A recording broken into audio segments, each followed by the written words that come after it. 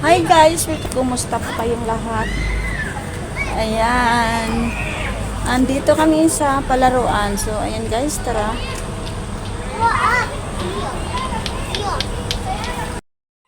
So, ayan guys, andito na kami. Dito yung entrance. At dito na yung mga building nila sa resort. So, dito yung pinaka main entrance nila, yung mall nila. At ito yung palaruan dito ng mga bata. So, ayan guys, no? Napakaganda dito at napakaaliwalas na palaruan at istambayan. So, ito guys, makikita natin dito at maraming mga tao dito at maraming mga pumupunta dito. So, pero sa ngayon ay konti pa lang ang mga taong pumapasok dito. So, ayan guys, no?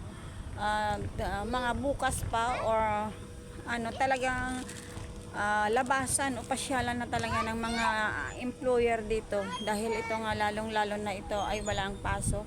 So, nandito sila lahat sa mga palaruan o sa mga labasan sa resort at sa mga Zel?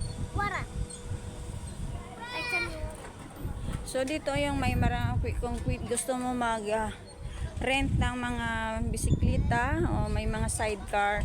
Ayan, mayroon din po silang pinaparentahan. Ayan, mag-rent ka lang diyan at may oras din yung paggamit ng bisikleta nila.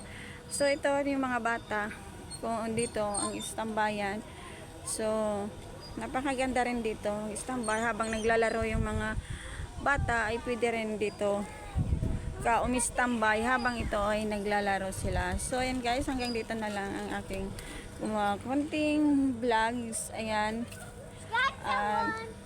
Next video. Maraming salamat. Thank you for watching.